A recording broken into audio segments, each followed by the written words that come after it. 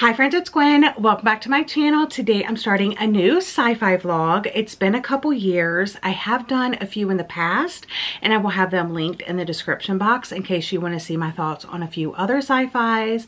But like I said, it's been a while. And this month I am joining Elise in reading The Water Knife for her book club, 𝒕𝒏𝒏𝒂𝒔𝒕 book club. We're actually having the discussion at the beginning of July, but obviously I'm reading it now. And I'm really excited about this one because it has a lot to do with like water scarcity. And unfortunately, I have started reading it and it doesn't really explain, so far at least, why or how that happened. It just delves right into, this is the lay of the land, now what? And we follow a couple of different characters, mainly Angel, who is the water knife.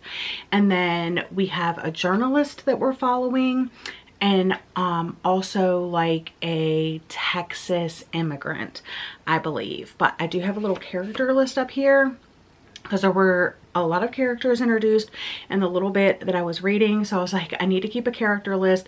This is a book that I really have to pay attention to. The first 30 pages, I was like, but then after that, once I got other POVs and stuff like that, I started liking it a little bit more. Water is power, and it just says that this book is a near future thriller that casts new light on how we live today and what may be in store for us tomorrow. The American Southwest has been decimated by drought. Nevada and Arizona skirmish over dwindling shares of the Colorado River, while California watches, deciding if it should just take the whole river all for itself. And then into the fray steps Las Vegas water knife Angel. He's a detective, assassin, and spy. He cuts water for the Southern Nevada Water Authority and its boss, Catherine Case, assuring that her lush, luxurious developments can bloom in the desert and that anyone who challenges her is left in the gutted suburban dust. So bodies begin piling up, bullets start flying, and they're kind of like pawns in this like game to control water, those characters that I was talking to you about. So yeah, I'm looking forward to reading this and seeing as a whole story like what I think and feel, because as with other sci-fi books, like sometimes you can go in a little bit confused, but you just have to trust the author that everything will make sense in the grand scheme of things. And I have to remember that when I read science fiction, also fantasy, that's kind of what happens. But anyway, I have two other books that I want to read. I do have some more books on my TBR that are sci-fi, but these are the ones that were calling to me. This is one of my newest Aardvark book club selections, The Memory Collectors, and four strangers time travel to the past and find themselves stuck on the day all their lives were changed in this stunning speculative mystery. So it's like a time travel, like sci-fi type book. So hoping I like this. Never read anything by this author before. And then in this one, this is kind of like AI-ish. It's a grieving young widow, the AI program that allows her to continue to talk to her husband, and a message she never received. I think I was murdered. So I know this is like a techno thriller, so like technology is a big part of the sci-fi aspect of it. And I love techno thrillers. Some other sci-fi that I have really enjoyed include 𝒍𝒊𝒏𝒌𝒔 by Anne Reid, which is probably the lowest rated book of this stack, but 𝒍𝒏𝒌𝒔 by Anne Reid. The Light Pirates by Lily Brooks Dalton, which is the last 𝒕𝒏𝒂𝒔𝒕 book club I co-hosted.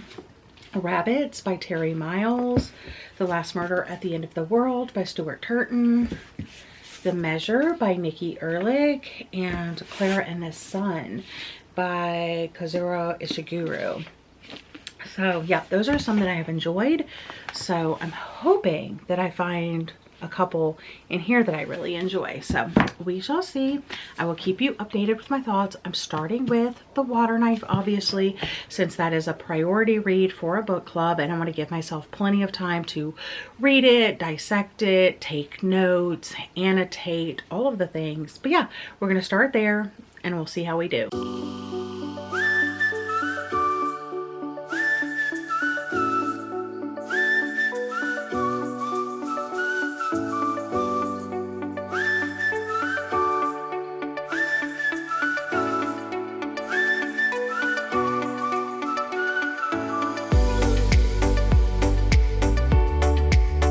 It has been a long day.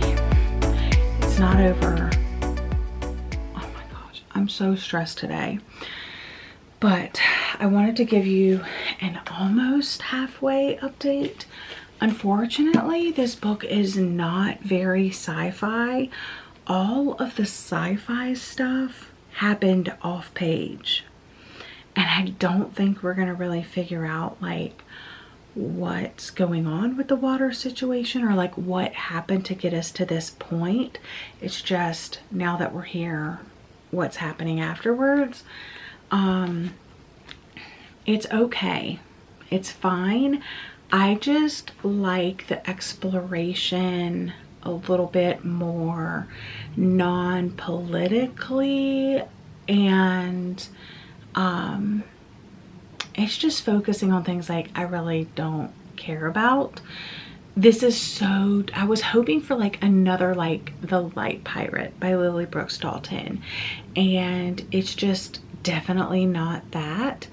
It's very like corporate, people like being greedy and trying to take over water for their use rather than like, and then you have different classes of citizens, people that have access to water, people that don't, and like people in charge. And I'm just kind of, it's a struggle to keep up with this because like every chapter or every couple of chapters I have to like stop and take notes and like remind myself like what's going on. And there's just like a lot of characters, some that are important, some that aren't, and I'm trying to just focus on like our main three characters and like what's going on. But like, oh my god, I'm just exhausted. It's been a long day. We're getting a new AC unit put in our house, and it's been going on for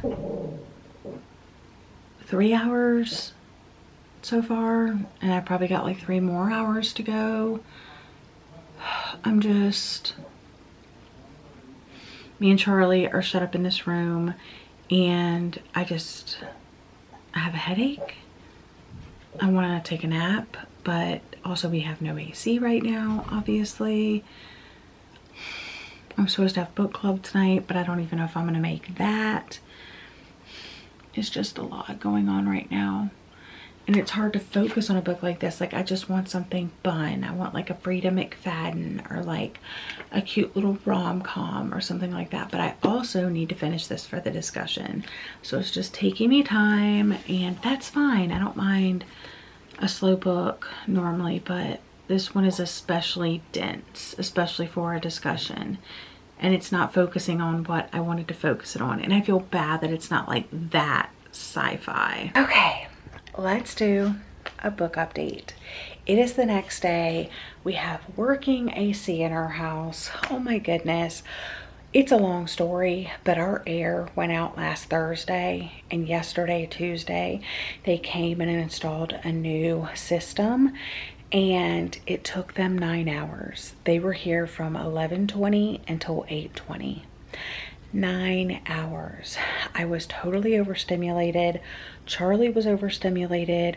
We were cooped up in my office for like 6 hours, the sunroom for a couple hours, and then we came in here because they were like finishing up and it wasn't too loud because the AC and the attic are like right outside of our master bedroom door. So like I couldn't even really get back here unless I went outside and came through like our French doors. But it was so loud. Charlie was barking. I was hungry. I was tired. I was sweaty. But I did get a lot of reading done in between all of the chaos. So I made it to page 200 and let's see, 257. I am on chapter 31, so I only have a little bit left to go, and I'm hoping to sit here and knock it out. Since it is a book for discussion, I've been taking notes. I've been reflecting chapter by chapter, the main events, and you know, chunking it out and trying to remember along the way. Now, in the beginning, I was not really liking this book because I just felt it was very, not info dumpy, but you are dropped right into the world with no explanation, and you kind of just have to figure it out like as you go along. It's very like corporate, political, fighting for water, who has rights, the people in power want to stay in power, and then there's obviously, you're in a dystopian world because there's not water, and the places that there are water are like overrun with like gangs and thugs like charging people crazy amounts of money for water. And it's just very, it's a lot to wrap your mind around, but at the same time, the whole first half of the book is set up. You're getting to know the characters and their motivations and like the world and how it works and who's in charge and who wants to be in charge and the different characters that you're going to be following. And it's just, it is a lot to absorb. The whole first half of the book is set up, but now that we're in the second half, it's just plot, plot, plot, plot, plot. It's much more fast paced. I'm much more interested. So yeah, so it's going very well here in the second half, which is why I'm so excited to get back to it. But yeah, I still have a ways to go because like I said, it's a slower process because I am taking notes and reflecting and thinking about quotes and things that I want to talk about and themes and topics and all of that. The biggest one being, I wish that now knowing like how it's structured and how it's like a lot of setup in the beginning and like more plot, I think that the characters should have interacted soon. The main three should have come across each other sooner. There should have been less setup, and I still wish there were like flashback chapters to like what happened, how did we get here type thing. So I think that would have made the reading experience stronger for me personally, but like I'm just one person. But I'm gonna jump back in and I'll keep you guys updated.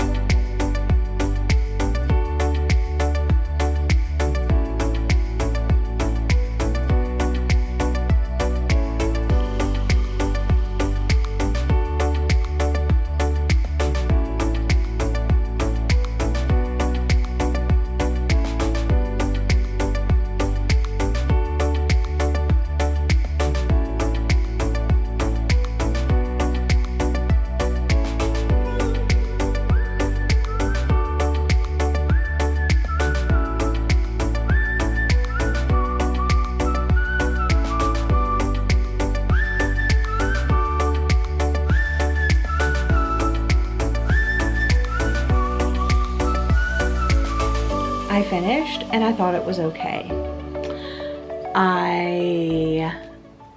The whole time I was reading it, I was thinking about ways that the author could have made the reading experience better for me. I think this is a dude book. Like, I think this is for the dudes and the older dudes at that. Like, it was brutal. There was unnecessarily like 2 different sex scenes that, why were we having sex with all that stuff going on? No idea. And the ending did not match with what had happened so far.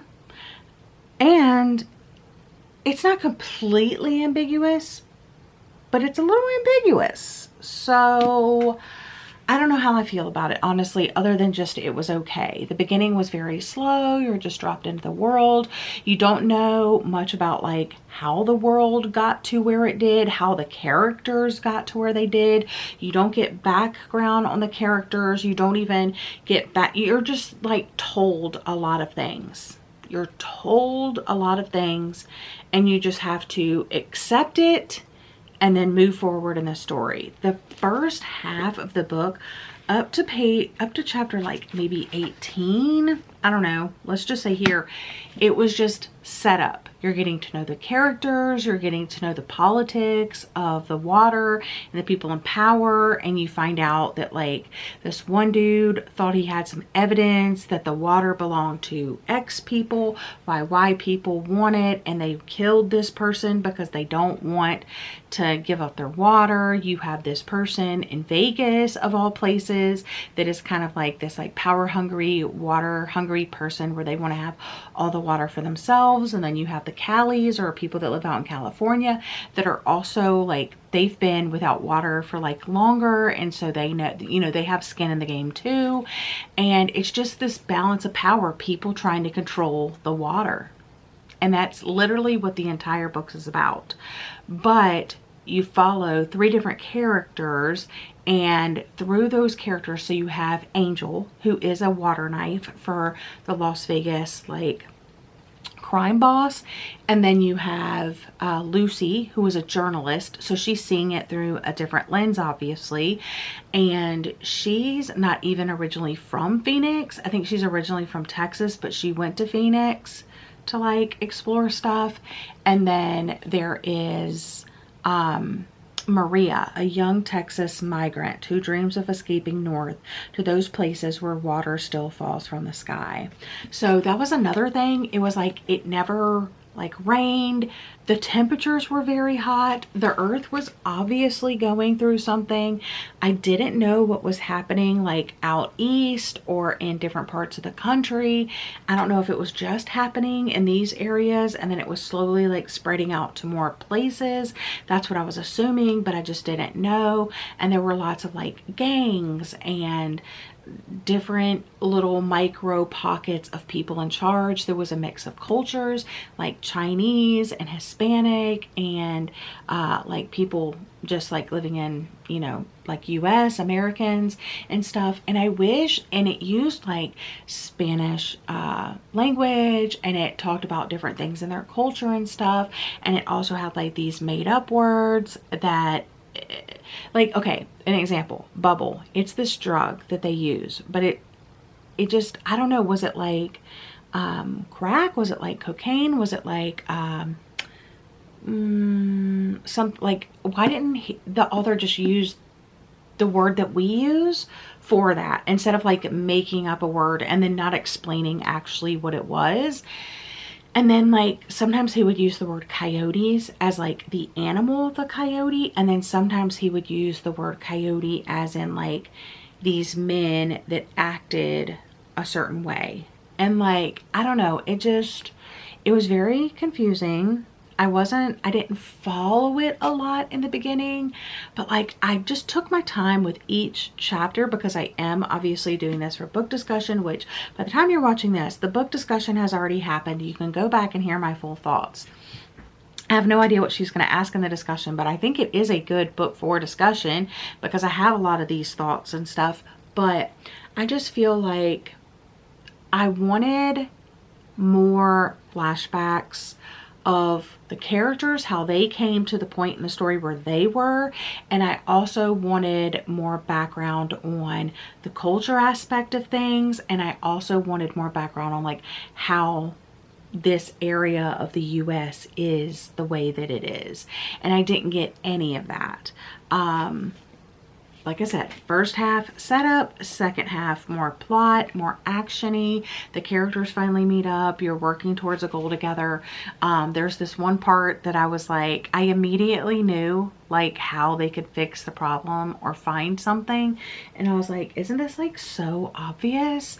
But I don't know. And then the ending, so I'm frustrated with this book, to be completely honest, if you can't tell.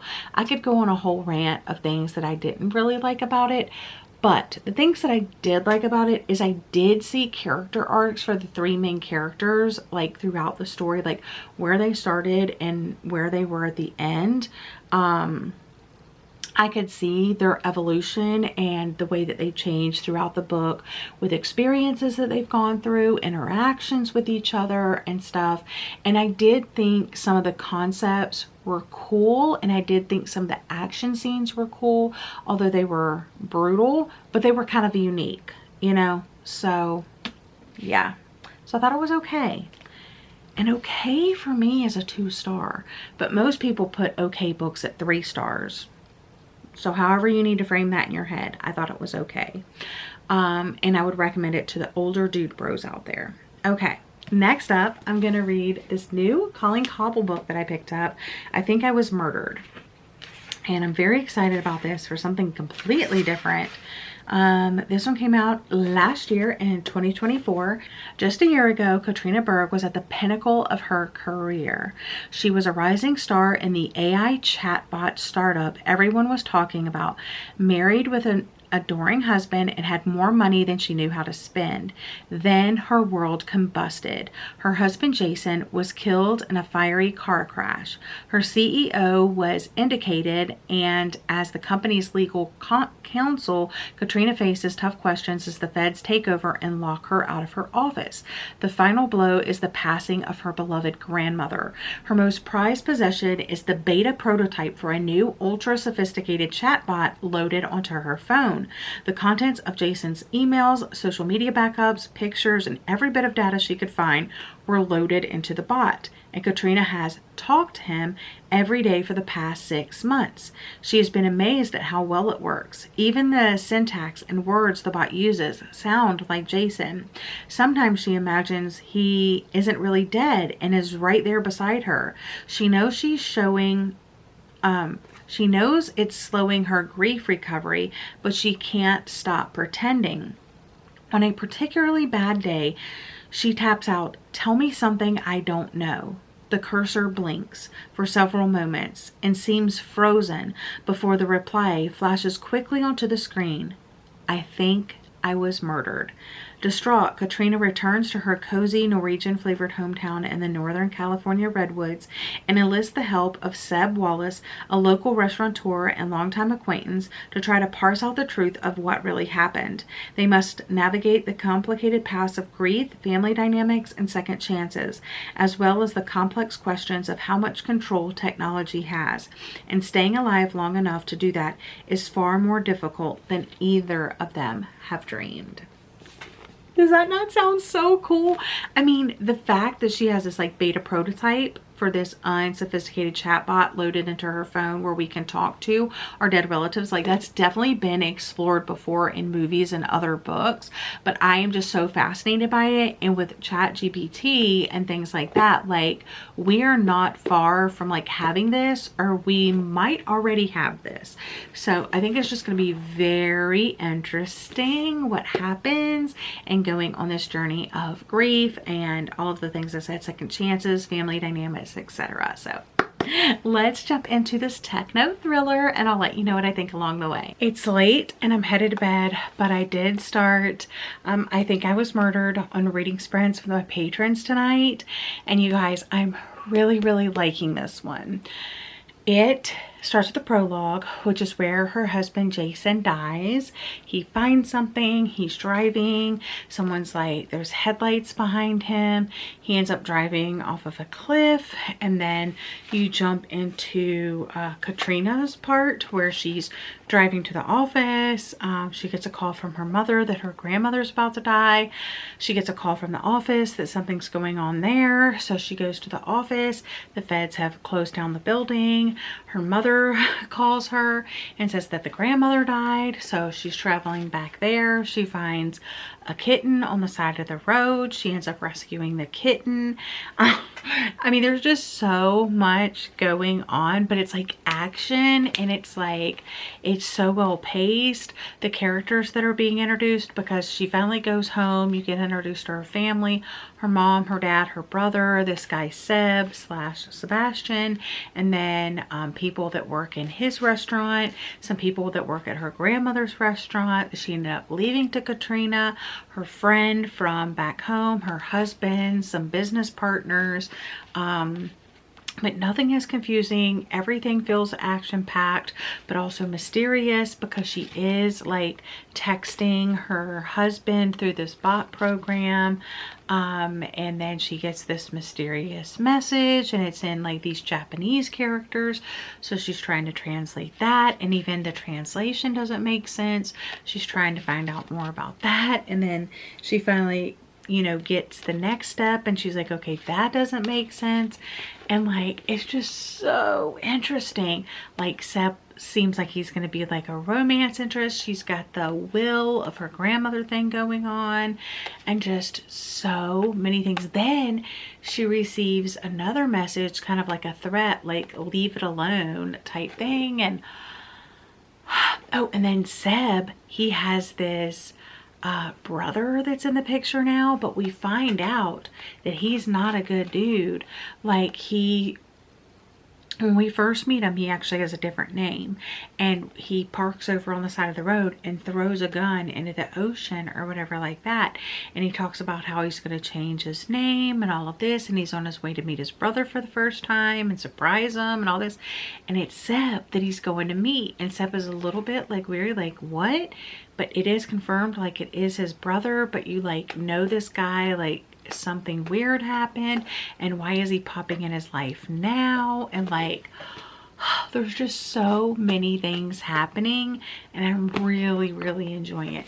I already made it 120 pages into the book, and if it wasn't so late at night, I would be staying up reading more. But since it is, it's time to wash my face, get in my PJs, and head to bed. But I will definitely be reading more of this in the morning. I thought I would come outside and let you know that I finished reading I Think I Was Murdered by Colleen, Coble, and Rick Acker. This is the first time I've ever read a book by this duo. I know they do write like by themselves, but I guess apparently they come together sometimes and write, because I noticed on the back they have another book, What We Hid. So I definitely want to look that one up, because I did enjoy this story.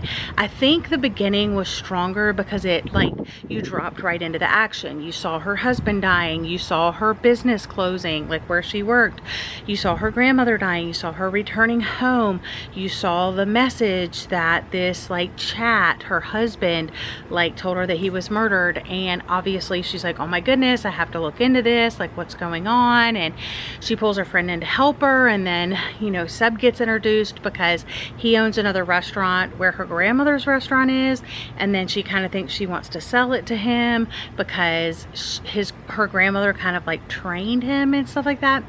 But yeah, then it kind of quickly became like a romance between them, and then he had a surprise brother turn up, and then there were issues with like their father, Seb, and Dylan's father that they had to like work through and stuff, and then there were like family kind of things going on. I don't know, it just started focusing on like other aspects of the story which were interesting, but it just pulled me away from like the thrilling plot of I Think I Was Murdered and trying to figure that out.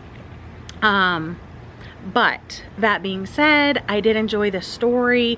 I did think it was like a little predictable, but like it didn't sway me from like enjoying the story. It was very page turning. I was interested to find out like what was going on. There were some things that I was surprised by, but some of the other things I was like, yeah, I saw that coming a mile away.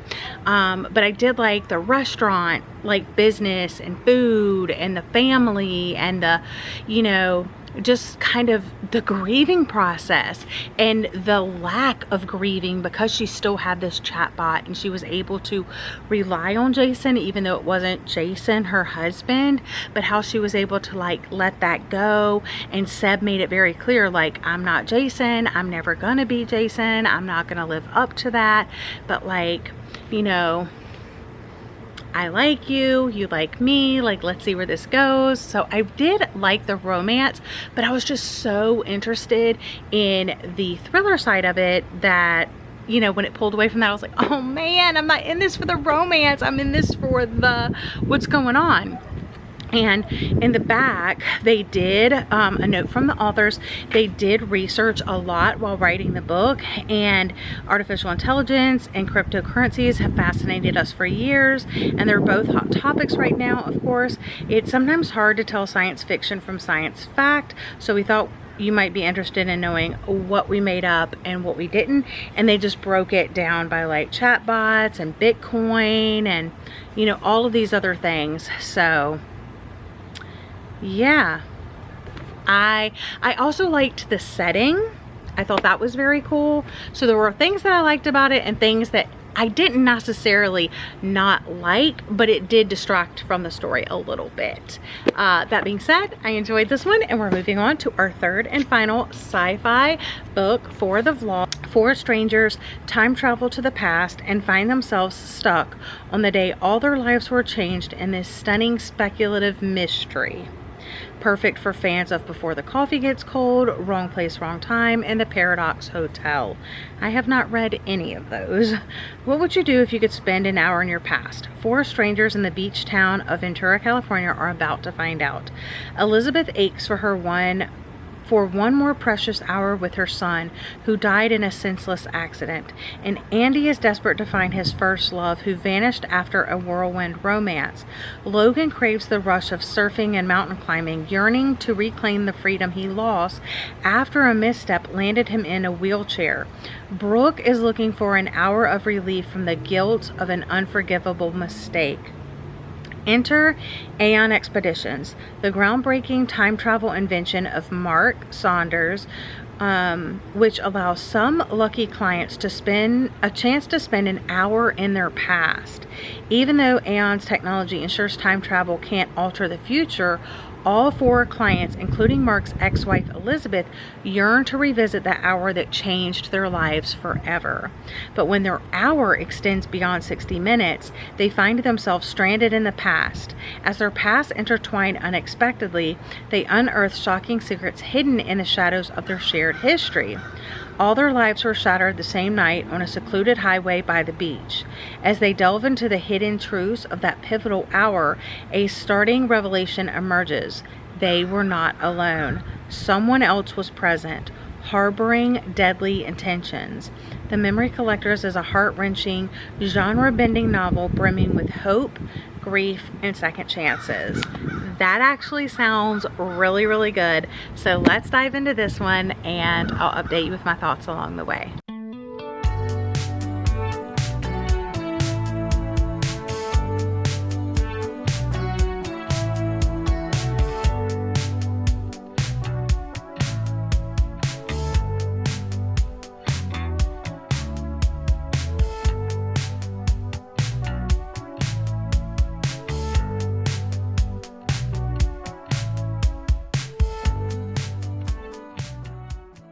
I need to update because I am reading The Memory Collectors and I'm already 44% of the way through the book, and I'm probably going to finish it tonight because I am tuned into Jesse's 24-hour reading sprints for her friend Lindsay, who has stage 4 skin cancer.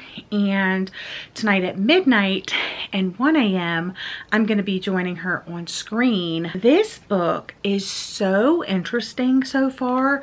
So I think I told you from the synopsis that like basically there's this company that can send you back to some time in your past, and you can live there for an hour. And the people that we're following in this book are sent back to a time before their lives changed drastically. One woman, her son died. Another man got paralyzed and now he lives his life in a wheelchair. Another person had like met the love of their life and then they ghosted them or something like that. So all of these like strange things, and all of these people are going back, but now they're kind of stuck in the past. And they're happy about that because like their life changed like for the worst, you know, but they're wondering like, why am I stuck? Why am I still spending time here? And now the different people, their lives are like intersecting, and it's just like, what is going on? So I'm really enjoying it so far. I like the writing. I like the characters. I think it's an interesting premise, and I'm just very interested to keep reading to find out like what's going on. I'm also very proud of Jessie pulling out these 24-hour reading sprints. So far she's raised $813 according to the update on her little screen. But yeah, I'm gonna jump back in because I'm really enjoying my book, but I just wanted to give you an update before I finish it.